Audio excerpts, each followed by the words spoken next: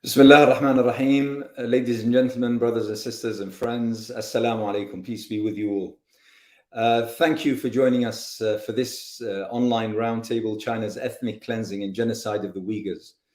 My name is Anas Altikriti. I'm the CEO and founder of the Cordoba Foundation, and it's a great pleasure to be your moderator for this evening. The organizers and those who helped to hold this session and set this up is with the Cordoba Foundation, a number of organizations that need to be mentioned, including the UK Uyghur Community, the Muslim Association of Britain, the Radiant Trust, the Islam Channel, East London Mosque and London Muslim Centre, Ikram, a Malaysian NGO, Finsbury Park Mosque and West London Islamic Centre. To each and every one of them, thank you very much for supporting this event. A few notes about our work, the Cordoba Foundation's work regarding the issue of the Uyghurs. We have immense pleasure and privilege to declare that we were amongst the very first organizations in the UK to actually uphold this issue, the issue of the Uyghurs and their plight and their struggles, and to raise awareness of their struggles and their difficulties and their trials and the kind of subjugation that we will hear about throughout the next hour or so from our speakers. Indeed, we held several quite substantial and large events regarding this particular issue. The first being several years ago at the East London Mosque and London Muslim Centre, where we had over 1,000 people crammed into the main hall of the East London Mosque, and it was a rallying call with several dozen supporting organizations and many speakers from across the spectrum, both from the Uyghur community as well as the British community, and we had one or two MPs also speak at the time. Amongst those, I recall quite well that both Aziz Isa Elkun and Rodney Dixon, who we're going to hear from tonight, spoke at that particular event, and also at the time Professor Rachel Harris, also with us tonight, penned for us a special edition of Insights on the Uyghur situation, and hopefully on your screens you'll see a cover image of that particular issue, and it can be found on our website in PDF format. We, as the Cordoba Foundation and all our associates, have been offering support and help to members of the Uyghur community ever since. And we've held several workshops, briefing sessions, media lobbying and campaigning training sessions on issues like boycotting the Beijing Winter Olympics and many other issues from then on. And we've been calling on the international community to declare the actions of China as genocide. We've been trying to raise funds. We've been briefing various communities throughout British society and other organizations regarding this particular issue, and also conducting interviews for mainstream as well as social media and much more. We've published several articles and reports on the issue, and we've been focusing on the legal track in hope that we take the Uyghur Genocide Case to the ICC. This was actually started a few years ago with Rodney Dixon QC, but obviously, as everyone I'm pretty sure knows, that this is a process that needs substantial funding and quite significant resources. Unfortunately, we're not that rich. We don't have millionaire or billionaire backers, although we'd love to. Those who have collected their gains morally and the like. But unfortunately, for that reason, that track couldn't be continued. But we still hope that we will be able to push that forward, and we'll hear from Rodney Dixon tonight about this. And therefore, our thanks and gratitude to those working with Rodney, and working on the legal track. It has been gaining momentum. There is an incredible amount of interest, but we'll hear about what the main obstacles are and how we can hopefully circumvent them. Obviously, one of the ways is to invite you to donate to this campaign. And throughout the next hour and 10 minutes, I'll be reminding you time and again of how to donate. And this accumulates into something that we can then use and put to good use for this particular purpose, which I believe we all believe in. On the screen, as you can see, is the link www.crowdjustice.com/case/Uyghur-ICC-case/. It now only leaves me to begin today's webinar, and first and foremost, I have to thank all the speakers that joined us today. They all are extremely busy. They're all handling a plate that is full, brimming probably. So their time today is much appreciated. I'd also like to thank each and every one of you joining us on our social media pages, on YouTube, as well as on Facebook. And I'd like to remind you that you can send your comments or your questions to the panel today on the comment section, whether you're watching on our YouTube page or on the Facebook page. And I'll be receiving them here with the help of the fantastic back team who are helping me today. Dr. Abdullah Falek, the Managing Director of the Cordoba Foundation, as well as Dr. Shaheen and Robina Rahman, who've been absolutely amazing throughout preparing for this session, and also in all the work that the Cordoba Foundation has been doing over the years. A little bit about the Cordoba Foundation. We were established another 2 weeks, and it'll be our 17th anniversary. We were established on the 1st of January 2005. And the Cordoba Foundation was founded in order to counter the narrative of the inevitable clash of civilizations. We work to promote intercultural dialogue and positive coexistence through a range of activities and program, whether it be PR, whether it be research and studies, or whether it be in terms of training and reaching out to young leaders and activists and such, and training them and equipping them with the skills that they need. The Cordoba Foundation takes its name clearly from the city of Cordoba, a European metropolis, which was once a symbol of human excellence and intellectual ingenuity, where cultures, religions, faiths, and civilizations, as well as ideas, they thrived in living with each other. And that goes against the narrative of the inevitable clash of civilizations. Embodying this particular spirit, the Cordoba Foundation today facilitates the meetings of minds across borders, across continents, in order to advance understanding and respect for one another. Obviously, our website, well known to many of you, is www.thecordobafoundation.com. And all our publications is available for free for you to download, to share, and to comment on. Today's format is going to be fairly straightforward.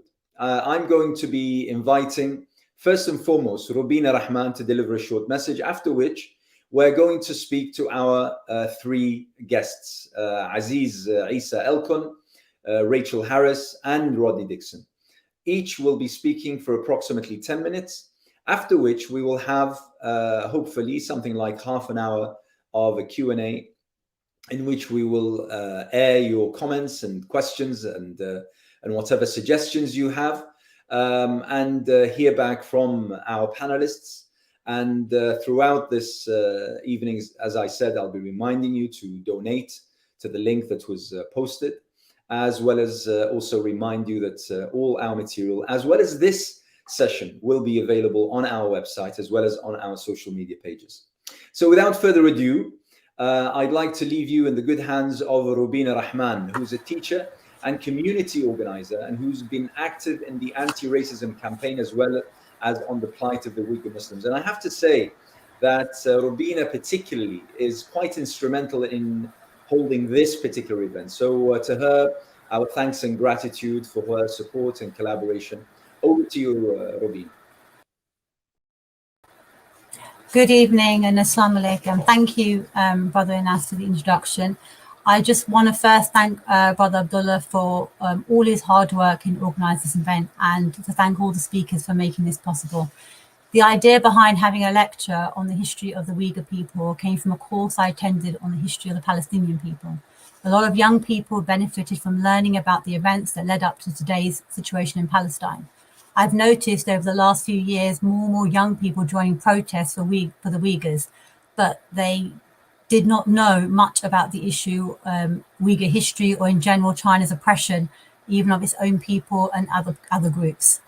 I'm hoping this event today will help educate, inform, and encourage more people to take action through peaceful means to speak against China's oppression.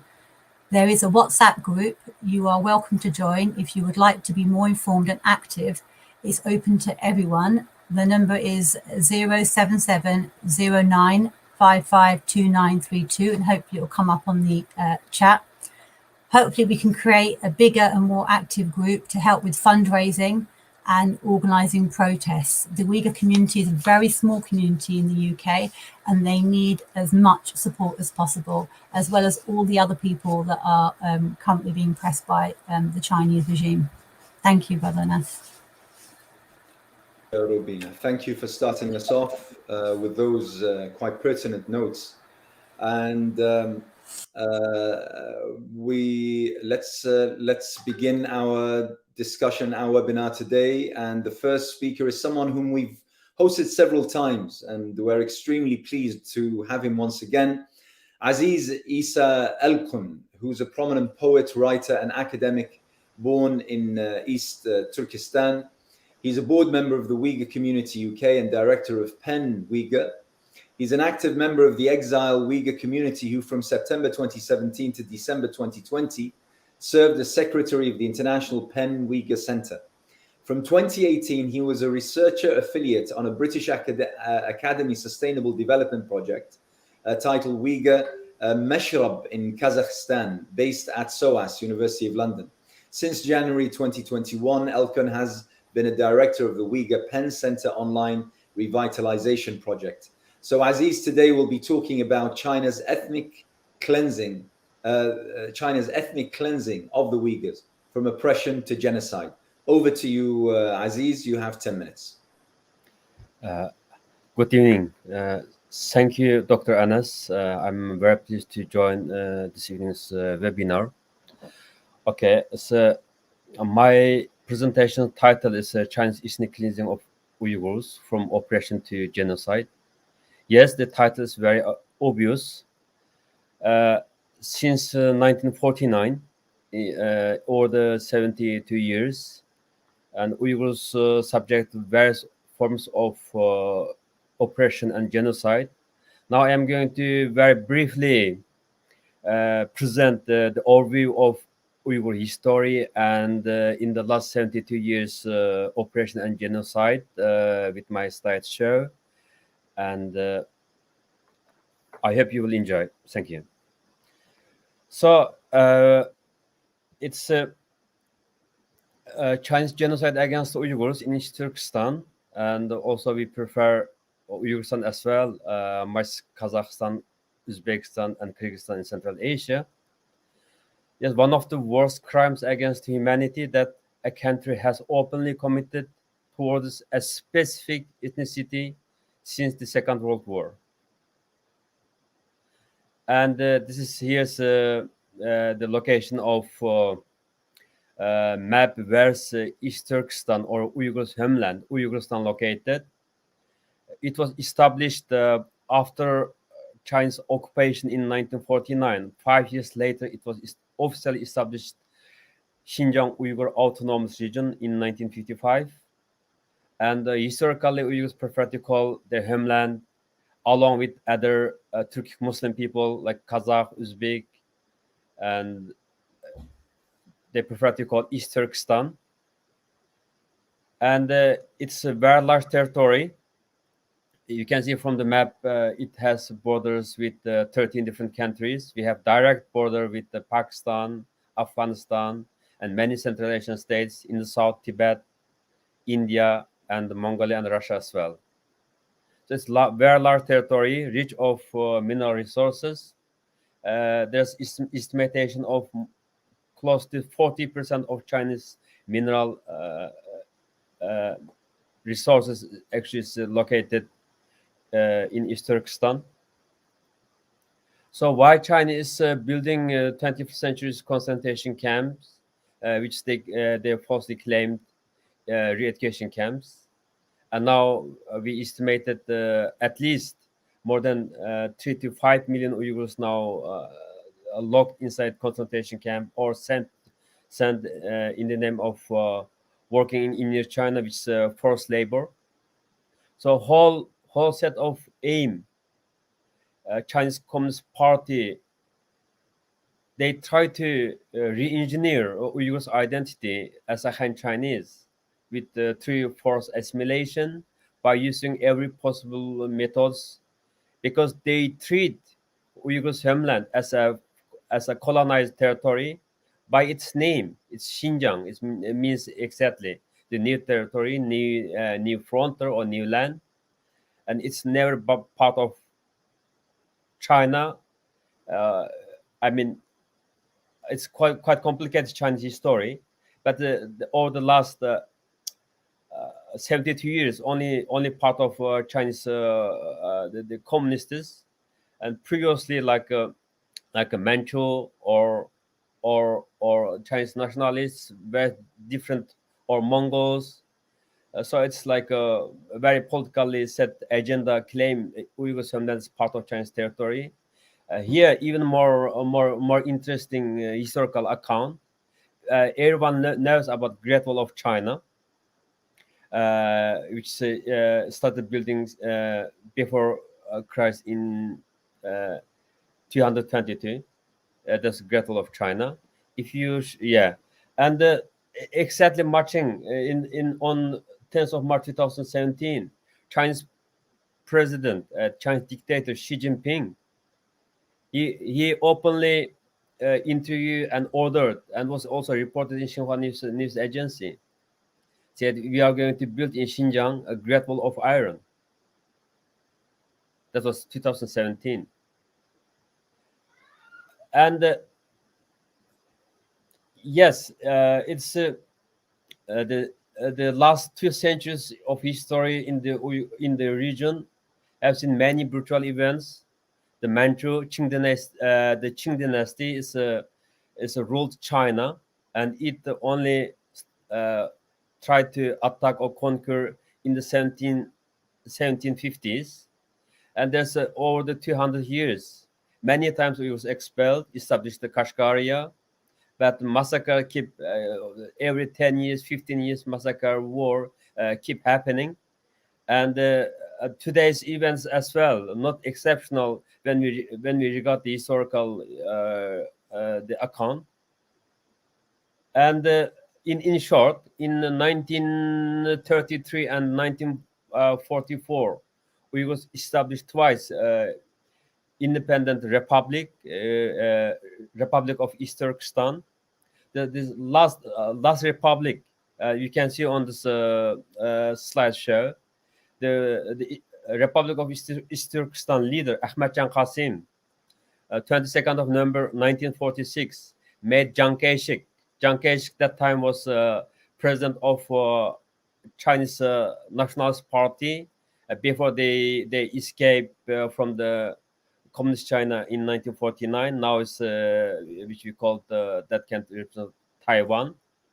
Was negotiating about the fate of the Uyghurs, or Uyghurs' homeland, East Turkestan. So there's many historical accounts, and another Chinese general, Wang Zhen, was sent by Mao Zedong beginning of 1950s, and there's many accounts of a massacre taking place in the south. And this is how in 1949, around October, how Chinese soldiers marched with the support of Soviet Union in 1949. This was first time Chinese so-called Chinese Liberation Army. And yes, again, here's the political map of East Turkestan. When you can see the Chinese map, how the like East Turkestan, Tibet, Mongolia, Inner Mongolia, or Southern Mongolia, and China, and on the slideshow.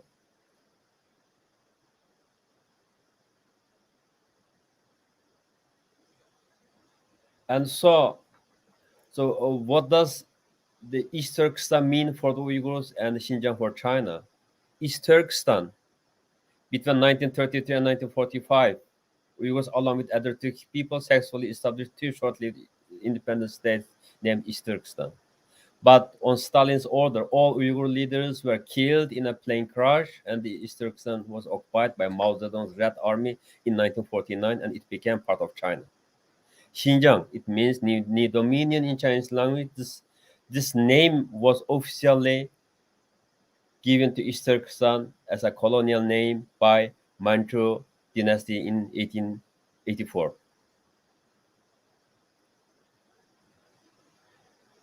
So Uyghurs are main ethnic people. The majority of East Turkestan. There are also several million, at least more than 1 million Uyghurs lives in Central Asian republics. And the future of the Uyghurs, you may know these two prominent Uyghurs. The top's Jawhar Ilham, a daughter of Ilham Tohti. Ilham Tohti is professor from Beijing Normal University, and he was sentenced for life imprisonment. And Ablajan Aoud, in 2017, reported by the BBC, he was a model Uyghur. He's a pop singer, and disappeared since March 2018. So here's we have to take account. After the collapse of the Soviet Union in the 1990s, Uyghurs witnessed the ethnic kin people like Uzbek, Kazakh, and Kyrgyz people achieve their independence from the Soviet Union. Yes, this reality. Uyghurs' aspirations for independence grow, and systematic resistance against Chinese rule developed among the Uyghurs since 1990s. And in the map you can see, and the East Turkestan and the Central Asian republics, Uyghurs are commonly share the linguistic heritage and the cultural heritage among the other Central Asian Turkic people like Uzbek, Kazakh, and Kyrgyz. So now I want to talk about as an example. I previously mentioned about the genocide or oppression periodically repeats in the recent history of the Uyghurs. So the most this is not most recent one, but there's a record. 5th of February, Uyghur massacre took place in 1997. Was one of the most Chinese brutal atrocity towards the Uyghurs. And then in 2009 took place again 5th July Urumqi massacre. And now 10 years later, and we have been witnessing all the genocide. So I would like to play the channel 4 clip. You can maybe deeply understand and this was first time reported on the British media about the reality of the Uyghurs at that time. The focus on the 5th of July Uyghur massacre. Please, can you play the clip? Thank you.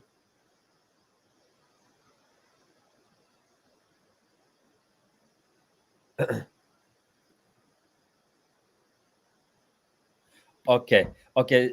Seems like the technical issue. We cannot play the clip. That's fine. We move on the. Yeah, that was a Channel 4 and reported in 1997. It's the how the massacre was take place. So yes, you can see from this the image and caption. You can see now Ghoja massacre in 1997, Ürümqi protest or massacre 2009, and concentration camps or Uyghur genocide since 2017. Yes, we can see briefly. There's ABC News Agency reported on 31st of August 2018. It shows the scale of the overview scale of the detention or concentration camps. It's their locations throughout the region, and so there's estimation of more than 60% of the mosques in East Turkistan or religious sites all destroyed, according to the Australian Strategic Institute's report.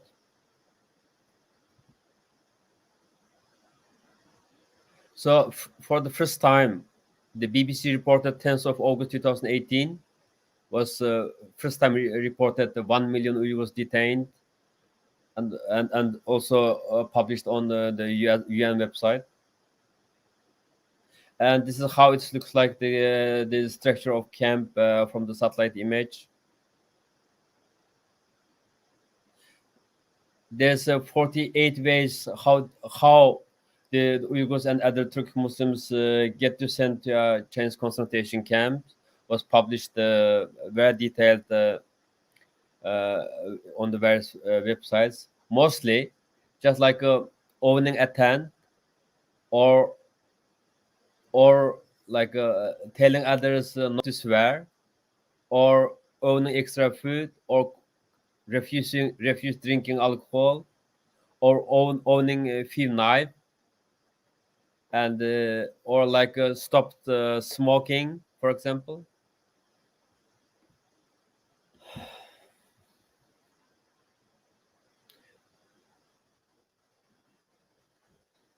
But there are also not millions of innocent Uyghurs which are Chinese citizen. Not the ordinary people get arrested. Also, Uyghur elites like Uyghur writers, Uyghur business people, and academics also arrested. There is estimation of more than 400 Uyghur writers, poets, other intellectuals were arrested. Also, detailed report published by Uyghur Human Rights Project recently.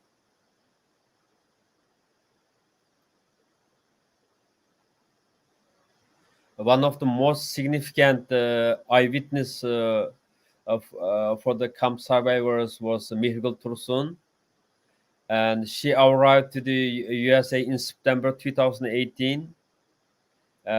She gave detailed her experience in detail, how she was treated in the camp, and she was married to an Egyptian citizen, so she was able to leave from China, and this was quite a shocking testimony, and the details also published on US Congress website and broadcasted at that time. That was one of the turning point. We were camp survivors giving witness statement.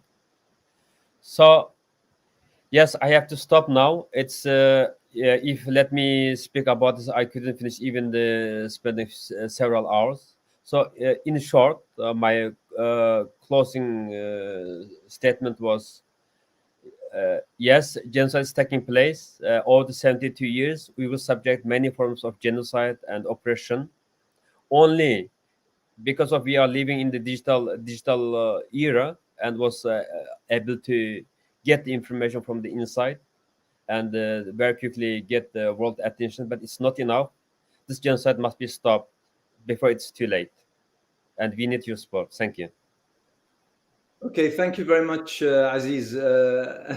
And my apologies. I don't know why you weren't hearing me, but I was trying to tell you the time is up 10 minutes ago. But anyway, it's everything that you have to say is extremely fascinating.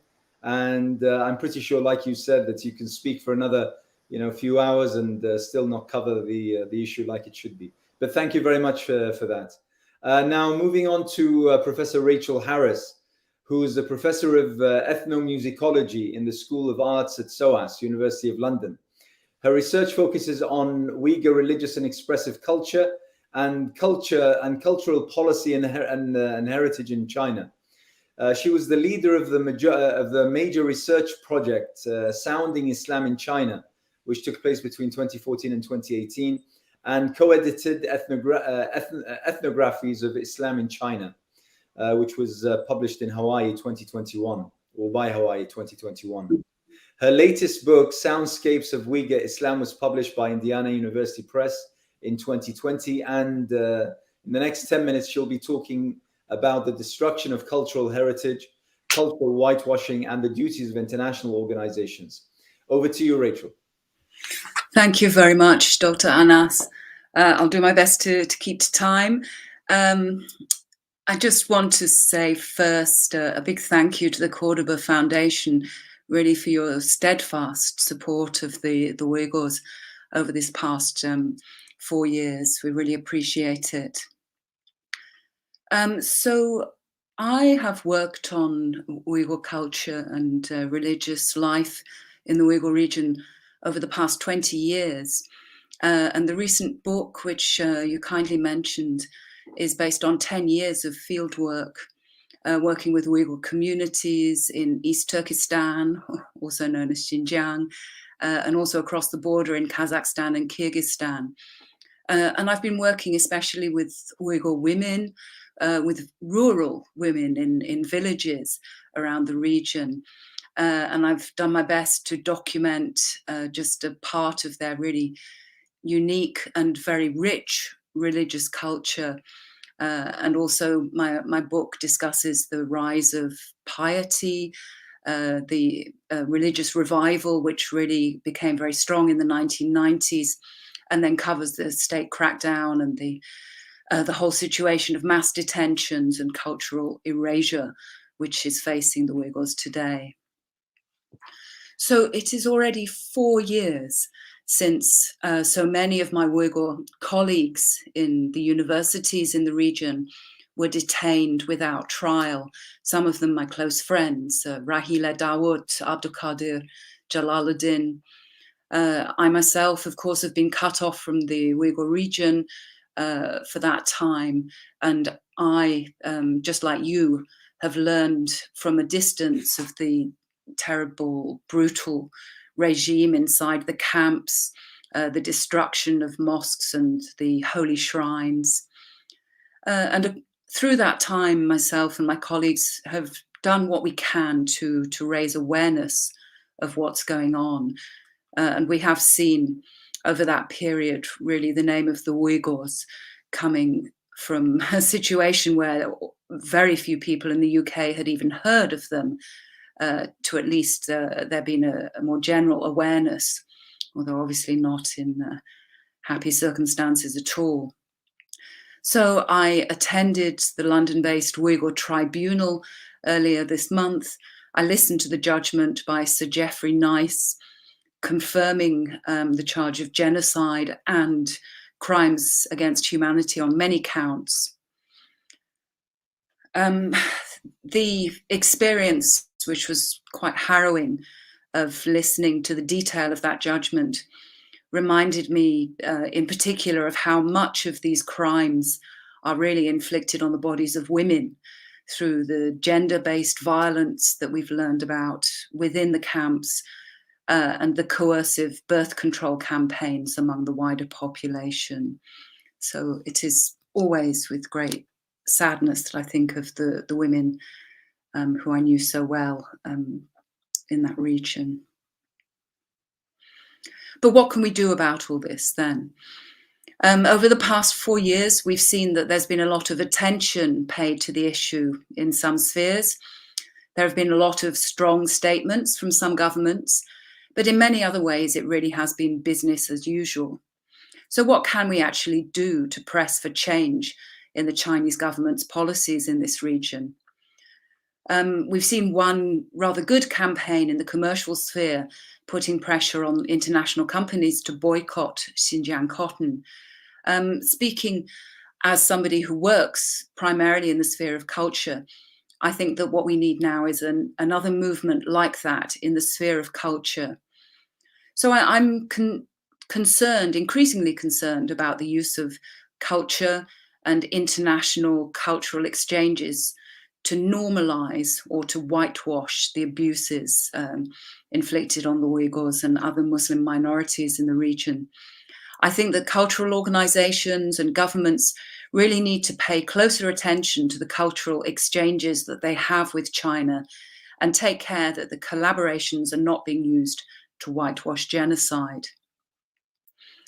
One particular way of putting pressure on China that I'm interested in is to work through the mechanisms of international organizations, and especially the UN. I've been working quite recently with Uyghur organizations on bringing pressure to bear on UNESCO. That's the educational and cultural arm of the United Nations. So if I may, I'd just like to talk briefly about this current campaign, because I really think it's not been given enough attention to date. So UNESCO organizes several really massive international schemes which are designed to safeguard the heritage of humanity. So that's talking about sites, great monuments, and also the natural environment, and also what they call intangible heritage. That is the cultural traditions of different peoples around the world. So China is a big player in these schemes. It has dozens of items of heritage included on the UNESCO lists, and that includes several items of heritage which come from Xinjiang, which are attributed to the Uyghurs and Kazakhs and other peoples. Each one of these items has an approved action plan for how the Chinese government is going to safeguard this item of heritage.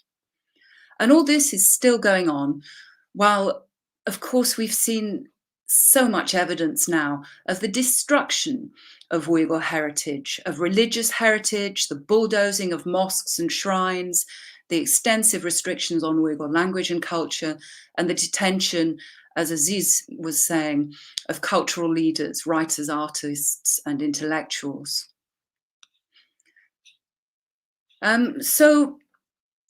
me give you just one example of an item of Uyghur heritage on UNESCO's heritage lists. This is the Meshrep, already mentioned today. If you go onto the UNESCO website, you can see the whole plan of how the Chinese government plans to protect this item. Meshrep are community gatherings, basically. They're very important cultural traditions for the Uyghurs. They involve storytelling, music, food, and also an informal community court. They're very important ways for communities to come together and to sustain their identity and culture. They really are grassroots events at their best. And since 2017, of course, we've seen these gatherings banned, and we've seen the communities broken up, families relocated, children sent to orphanages. And meanwhile, we've seen the Meshrep turned into song and dance displays for tourists and used to show the outside world how happy the Uyghurs are. So this is just one example of the role of culture as whitewash. So I really think that the continued presence of the Meshrep and other items on UNESCO's list is really outrageous. It places the seal of approval on China's role as protector of Uyghur culture, when actually, as we've seen so many times, the regime is actively engaged in its destruction. So what we're doing at the moment is pursuing this problem with UNESCO. We published a report last week, which SOAS has put out. I'd like to share the link with you, if I may. It's been retweeted by a number of prominent MPs and peers in the UK who are interested in human rights issues. What we're doing is calling on the UN special rapporteurs to investigate these issues. So I urge you please to visit the website, to read the report and contact the UN special rapporteurs so that we can all put pressure on UNESCO to really speak out in the face of these crimes against humanity. Thank you very much. Thank you very much, Rachel. That was excellent. Thank you. And we'll make sure that the link to the tweet is also published and put on the addendum to this particular meeting. So thank you for that. And last but not least, a long-term friend of the Cordoba Foundation and someone whom we've done a lot of work with and collaborated with over the years, Rodney Dixon QC. Rodney is a lawyer at Temple Gardens Chambers. He's currently leading the Uyghur Genocide Case at the ICC, the International Criminal Court. He currently represents the East Turkistan government in exile, and he works with Anne Kulon and Paul Erdunast. They filed a complaint at the ICC under the provisions of the International Criminal Court. Rodney has a diverse practice in the UK and globally in international law, public law, inquiries, compliance, regulation, and human rights. And what we're going to hear from Rodney for the next 10 minutes is pursuing China in the ICC for committing genocide against the Uyghurs. Over to you, Rodney. Good evening, and thank you so much, Anas, for this tremendous opportunity. It's so appropriate that we have ethnic cleansing in the title of today's discussion, because as we all know, that term was first coined when the awful conflict broke out in the former Yugoslavia in the early 1990s, when Bosnian Muslims were targeted and cleansed from Bosnia in an attempt by the neighboring countries of Serbia and Croatia to take over that country and divide it between them. In response, fortunately, the Security Council established the International Criminal Tribunal for the former Yugoslavia so that there could be a proper investigation and prosecution of those responsible for the ethnic cleansing, and also where the cleansing had led to genocide. There were findings of genocide that came out from that court. The world responded very swiftly, very decisively, and was able, through the work of the tribunal, to establish the truth about what happened. There was justice for the victims through that court and through the prosecutions that continue today in all of the countries of the former Yugoslavia.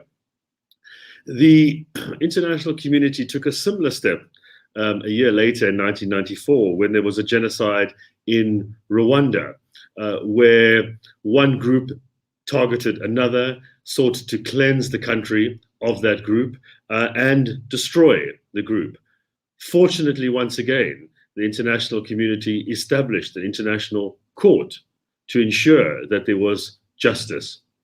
There have been many other courts established since then, in East Timor, in Cambodia, in Sierra Leone, in the Lebanon, courts that the international community backed to find justice because of the egregious violations that were being committed there.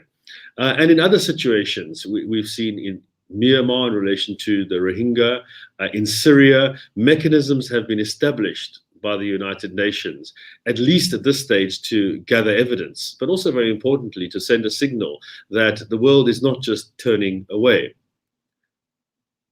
By contrast, and very sadly, no such step has been taken by the UN or the international community in relation to the Uyghurs in East Turkistan. Despite numerous calls, no step has been taken. We have turned to the International Criminal Court in The Hague because the court has jurisdiction. And on behalf of our clients, the East Turkistan government in exile and Uyghur victims, we have engaged the ICC prosecutor to open an investigation, given that nothing is being done internationally, and given that this court was established precisely to investigate ethnic cleansing in the spirit of the Yugoslav and Rwanda and other tribunals. The ICC came as a result of these international initiatives.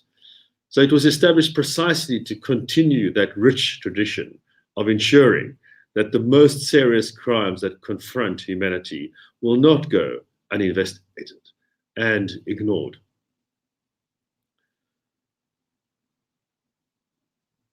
We are at a critical point now at the ICC, because having engaged the prosecutor, of course, I'm sure you all wanting to know, well, what is the prosecutor doing about our complaint, about the evidence that we have filed? Well, it is for the prosecutor to decide whether to take that step of investigating and prosecuting.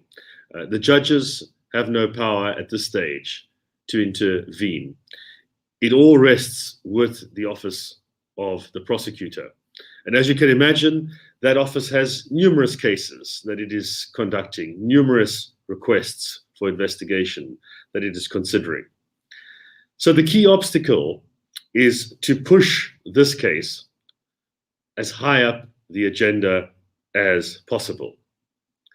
It should obviously be investigated. It is a genocide and an ethnic cleansing that is ongoing as we speak. But it needs to get as much attention as possible to ensure that the ICC will act appropriately. We need to show as much support for this case and demand that the ICC fulfill its mandate. There's no other way of doing it, unfortunately. We could ask, and we have, for states to refer the matter to the ICC. So if a state party referred it, that would engage the judges if the prosecutor refused to investigate. But we haven't seen that level of commitment from any state as yet. We will continue knocking on that door. But for now, it is on behalf of a government in exile, on behalf of NGOs, on behalf of the victims themselves, that we are calling on the prosecutor to take this vital step of opening an investigation. We have supplied extensive evidence to show that the court has jurisdiction and that there is merit in continuing with this investigation. Enough evidence that the prosecutor could surely use to then take up this matter further. Very aptly as well, when we talk about ethnic cleansing, our jurisdiction in this case comes from ethnic cleansing itself.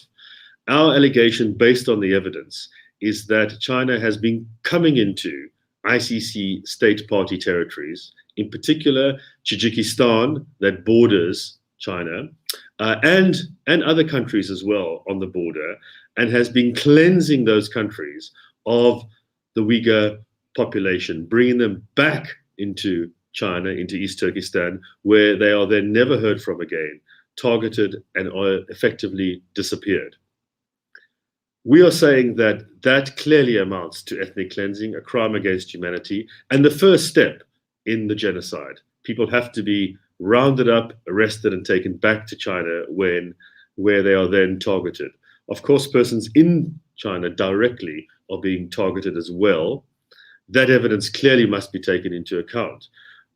But the basis for jurisdiction in this case comes from the ethnic cleansing that is taking place from outside of China and into East Turkistan. We call on the prosecutor to, in light of the way in which ethnic cleansing has been singled out from the early 1990s as one of the most serious crimes, to ensure that it is investigated now, particularly while it is happening right under our noses. We have recently submitted evidence from persons who are able to give insider evidence as to how the Chinese authorities are coming over the border into Tajikistan, how they've been doing this in other countries as well. And identifying persons for arrest, then following through and making sure that they are detained, and then those same Chinese operatives arranging for them to be taken out of Tajikistan and into China. We're currently investigating further witnesses and will be giving additional evidence to the prosecutor in the very near future. We need that evidence, which we have, but we need your support to ensure that the ICC takes this seriously. I'd like to end off with, indeed, a famous Chinese proverb, which says, "A journey of 1,000 miles begins with a single step." We may have heard this many times before, but it is more important now than ever that we add all of our steps towards ensuring that there is justice, knowing that it will happen, that we will get there. But it should not be 1,000 steps towards death and destruction, but rather towards life, freedom, peace, and elation. Thank you. Thank you very much, Rodney. That was excellent. And I can't stress enough how important the work that you're doing and the pursuit of this particular track is absolutely fundamental. And therefore, once again, I'd like to remind everyone to use as well as to share this link, to donate for this particular cause. It's an essential cause. Otherwise, it'll just be talk. I mean, we need to bring China to account. And what Rodney and his team are doing is along those lines that we all believe in, and therefore we must offer our support. So thank you once again to all the speakers today. And I have a number of questions as well as statements. There's many people who are thanking and acknowledging everything that's been said. Hamid Azad says, "Our support is with our brothers and sisters of the Uyghur community. We must work together to stop this injustice and genocide." Tayyib Habib says, "Full support and prayers for the oppressed people of East Turkistan. Boycott Chinese products," he goes on to say. And the issue of boycott, by the way, is something that's maybe I'd like to hear from everyone on this matter. Whilst we've been talking about boycotting China, but for instance, the biggest carnival that China is going to be hosting next year is the Winter Olympics. And till now, we've seen what I would suggest is fairly flimsy gestures from the United States as well as the United Kingdom, who continue to speak about this issue, yet their sanctioning of the Winter Olympics seems to stop at not sending officials to the ceremony or to the games, rather than actually boycotting. So maybe a few words from everyone regarding how to actually conduct a sanctions campaign against China for its treatment of the Uyghurs. There's Eastern Turkey comments, and I think he directs his comment to Rachel. "Dear Professor, pushing government to change their policy towards China is one way. But by simply starting using East Turkistan in publication, in books, would also create effective and long-lasting impact. It will not only boost the confidence of the Uyghurs in the diaspora, but also give China a clear signal, a signal of how an individual intellectual can do, what they can do. Thank you, God bless you." So maybe I can hear from Rachel about that as well. Then I have Abdurrahim Ghani Uyghur. I am a 19-year-old Uyghur. Oh, sorry, I'm a Uyghur. 19 of my missing family members are the living proof of China's genocide against Uyghurs. The world must take action against China to stop the Uyghur genocide before it's too late. Please share this video. And then he sends a link, which I think we should post.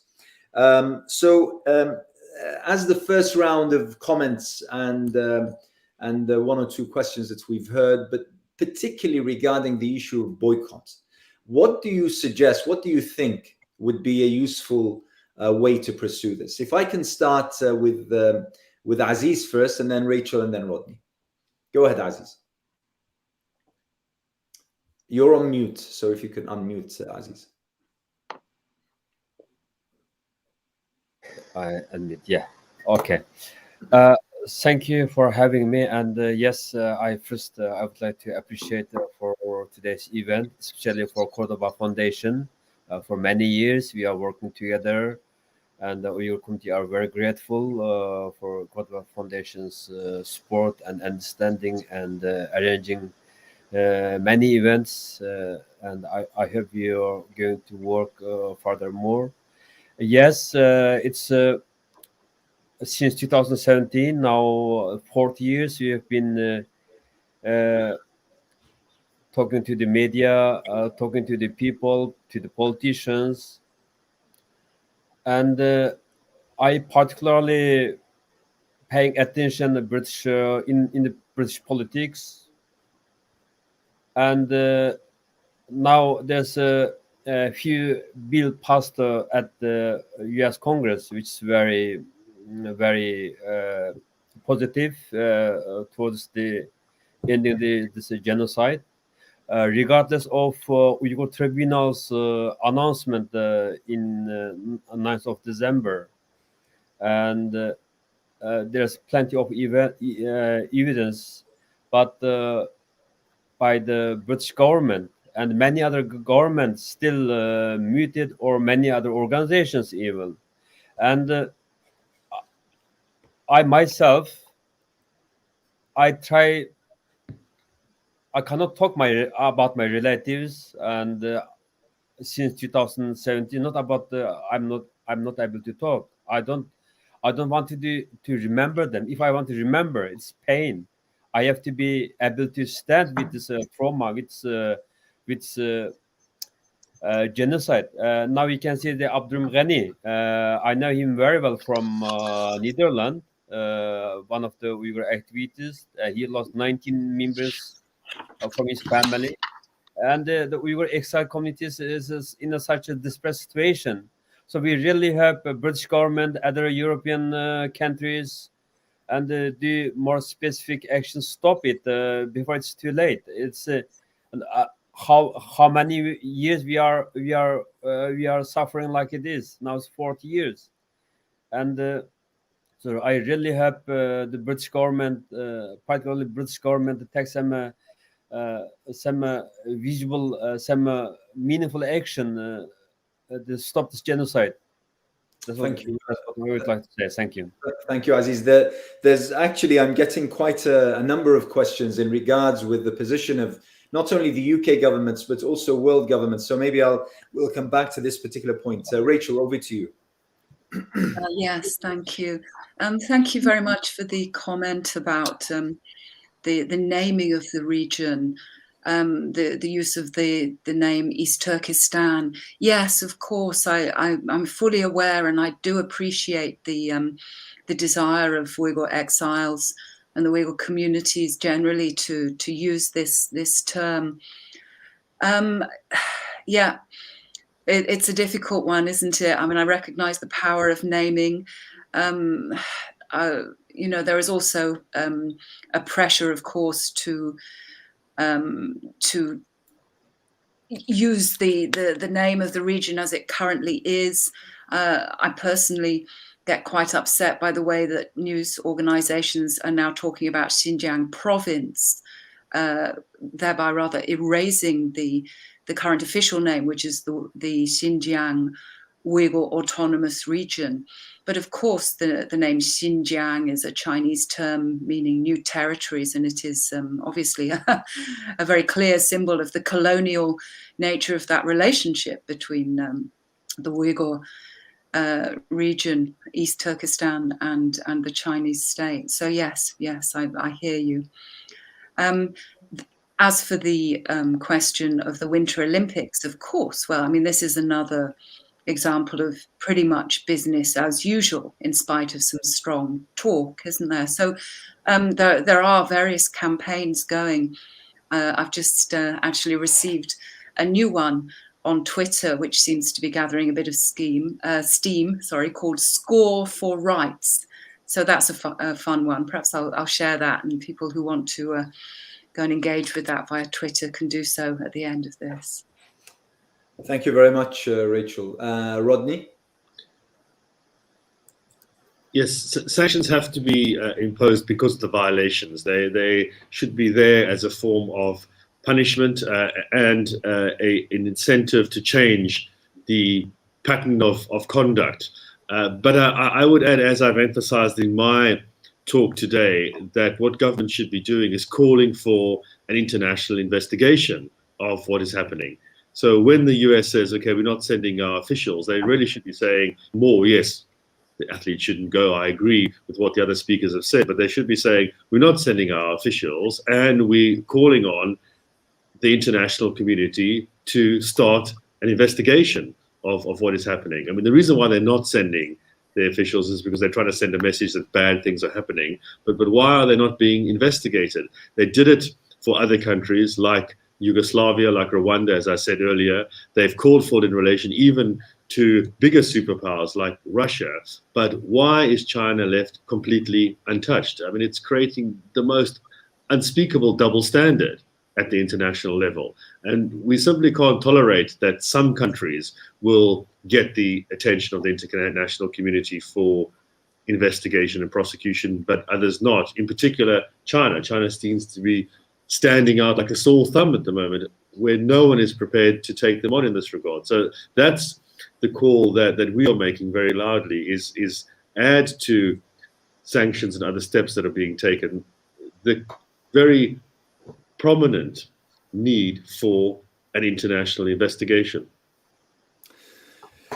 Thank you very much, Rodney. And I'll come back to you because we have one or two comments regarding the legal effort. But if I can focus on the UK government, David Larry asks, are the Uyghur leaders happy of the role of the UK government? Maybe that's a question for you, Aziz. So are the Uyghur leaders happy of the role of the UK government? And I also have Hassan Ali, who asks, the fact that the UK government decided to prevent ministers from attending the Beijing Olympics and also declaring Chinese actions against the Uyghurs as genocide, surely there is hope for the Uyghurs, or are we being too optimistic when we pose that in the positive? So what do you think about that, Aziz? The UK government, what's your assessment?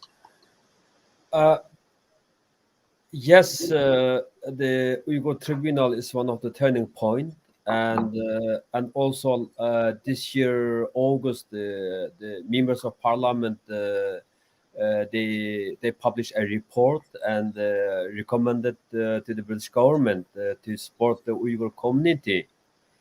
And yes, as Robina said earlier, we have very small community members, Uyghur community members in the UK, but we need to support from the British government. And on the Parliament report said very specifically recommended to support Uyghur community, especially about Uyghur community preserve their language, cultural heritage, and the community social development, like for example, many Central Asian countries, they have broadcasting on the BBC World Service, but no Uyghur service. Even the Radio Liberty, there's no Uyghur service. Only one Uyghur service in the world is the Radio Free Asia. And in this, now the genocide is taking place more than 4 years. And British government do more, but they are not doing. And we are not pleased about the process. It's very slow. And there's also recommended about specifically about assisting the Uyghur strained Uyghur asylum seekers in Middle East. Now currently the Idris Hassan now in Morocco, and the last 6 months, and a few weeks ago we heard the Moroccan court decided to extradite him to China. We are very desperate about concerning his fate. And so in this situation, yes, we've been campaigning in the name of the Uyghur community, but we didn't receive any substantial, visible assist from the British government. We really hope British government listen to us and help us. We are at least, at least 90% of the Uyghur community are based in London, mostly in North London. Even we don't have, we run the Uyghur school. Right now we have 40 kids. we can't have any place to teach our children. We are renting in the Enfield Chase tennis club for £70 per 5 hours. We are teaching our children. We are in that desperate situation. So British Parliament recommended to the government at least half years ago. We haven't received anything. I've been living in this country. I'm a proud British citizen. I'm so grateful. I'm also as a refugee came to this country, right? 21 years. In the 21 years, I haven't received anything British governments or the local borough or any kind of social development assisting our community. We tried to establish many times, attempt to run our organization, Uyghur community in the UK properly, but we couldn't. And now still we are struggling, financially struggling, and we have no place to go. And we've been asking from the Enfield Council or the Palm Screen or Hackney. We haven't got any response. And this is about Uyghur community in the UK, right? In overall, the UK policy also not enough. There's some the conservative members of parliaments somehow still resisting the taking some effective measures, sanction. We really have the Chinese Communist Party secretary in Urumqi in East Turkistan, Chinese called Xinjiang, must be prosecuted, must be sanctioned. Even Xi Jinping must be sanctioned. He ordered. This is London Uyghur Tribunal already given many witnesses. This is states very clearly. This is except Xi Jinping's order, this genocide won't taking place. So British government must do more and do more sanction towards China, stop this genocide. Also, British government, Parliament already recommend supporting the Uyghur community, and we really have the both way British government support us. Thank you very much, Aziz. Rachel, a couple of points. I think it's Maryam who asks. No, not Maryam. Actually, Shipa Khan asks, how has the response been to your new book, Rachel? There doesn't seem to be a lot of literature about the persecution of the Uyghurs. So that's one point. But also, I've received several comments from a number of our followers on Facebook and on YouTube, asking about what should be done regarding the big corporations, including Amazon, who source their products from China. I mean, what could be done in that regard, and how could we highlight that particular area? Okay, I'll try and respond to some of those diverse comments.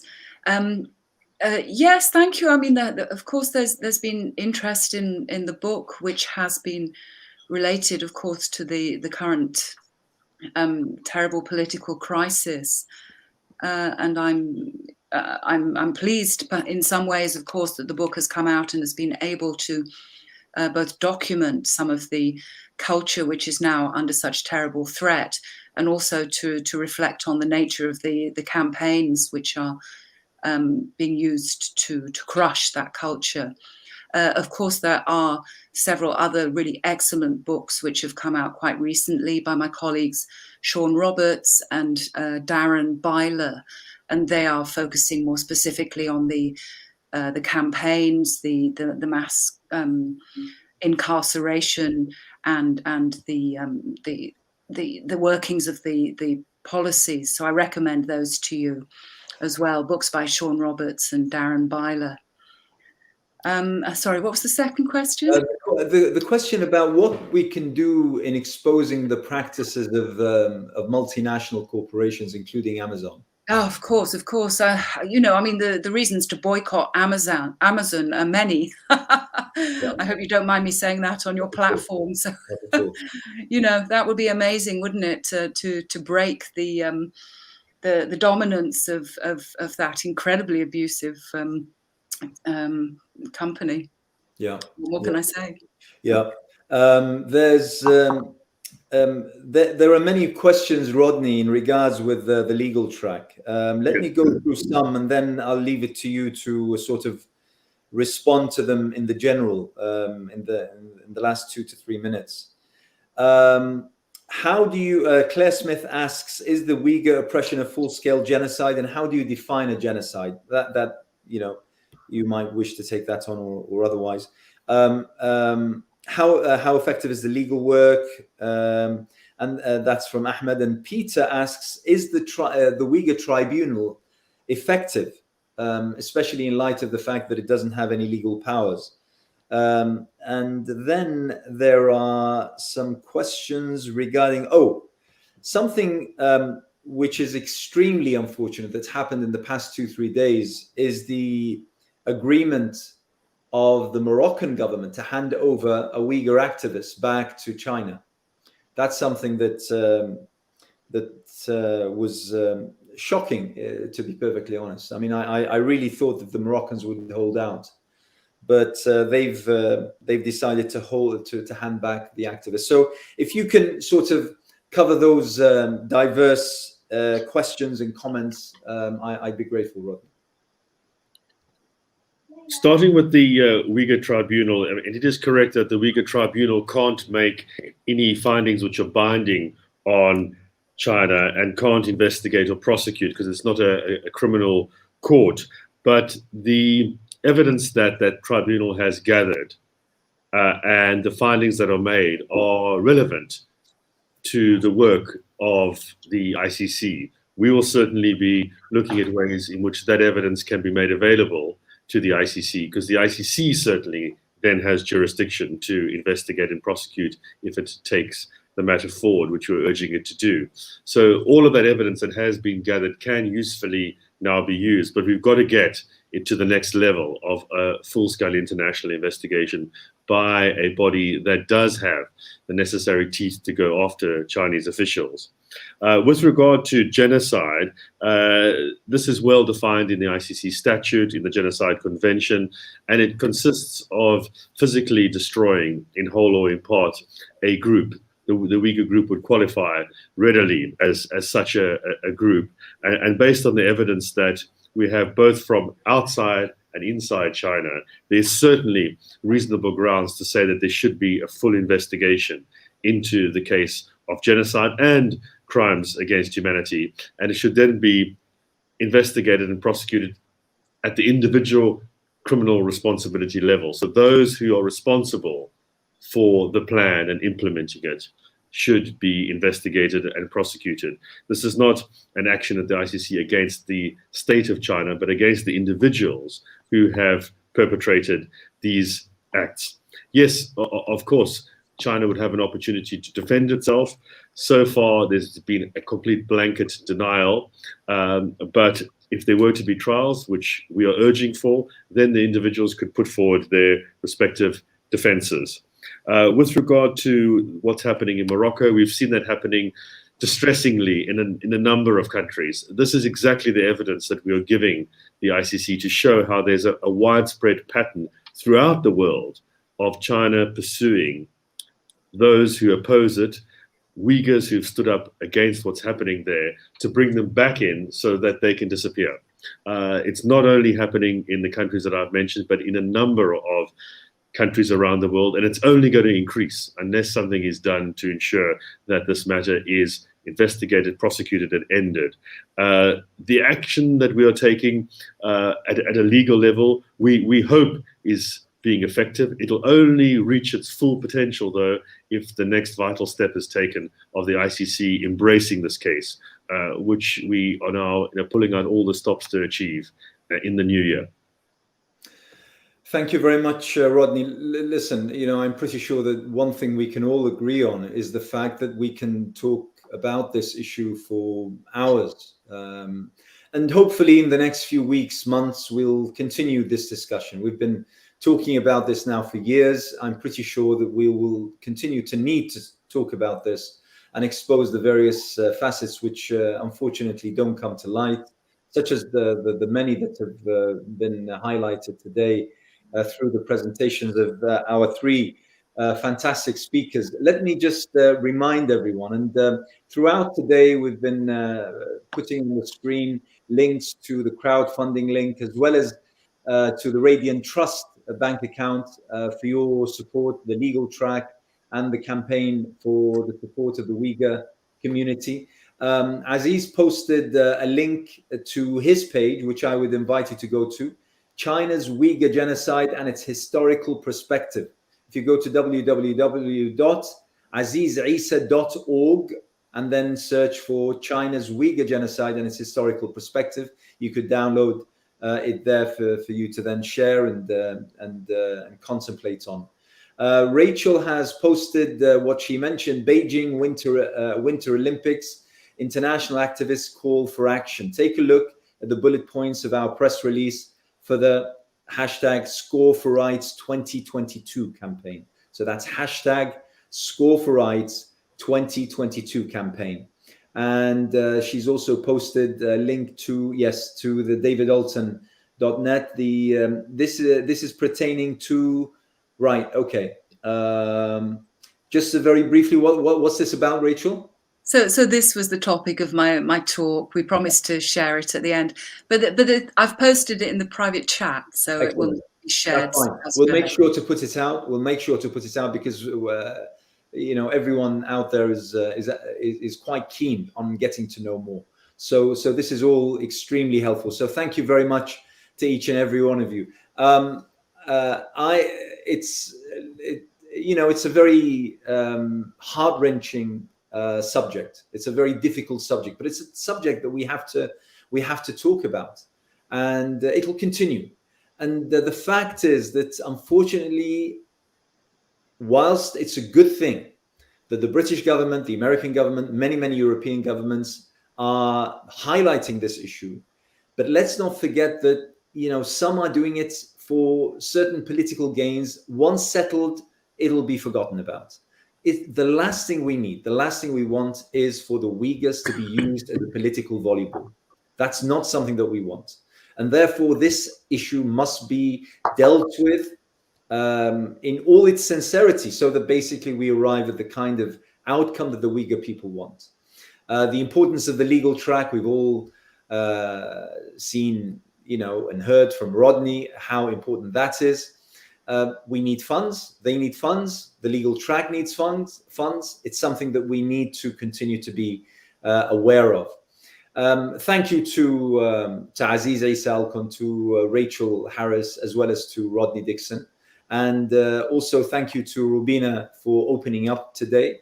And to her, to Abdullah Falek, the managing director, and to Shaheen for the technical support, brilliant as always. And also to our supporting organizations, the UK Uyghur Community, the Muslim Association of Britain, the Radiant Trust, the Islam Channel, East London Mosque and London Muslim Centre, Ikram, a Malaysian NGO, Finsbury Park Mosque, West London Islamic Centre. Thank you to each and every one of you. I do say at the wrapping up of this event to, you know, remember to follow us on Facebook for news and events and highlights. And this session will be uploaded very shortly, within the next few days. Share that recording as much as you could, and look out for the reports of this event and other news by visiting our website, thecordobafoundation.com. And finally, thank you very much. I wish you all, if you're celebrating Christmas, a very Merry Christmas. If you're not, you know, enjoy your break, enjoy your holidays, and a happy new year to each and every one of us. We pray that everyone remains safe, secure, happy, joyous, and that 2022 brings far better things for all of us, each and every one of us, than the years before. Thank you very much. Assalamu alaikum.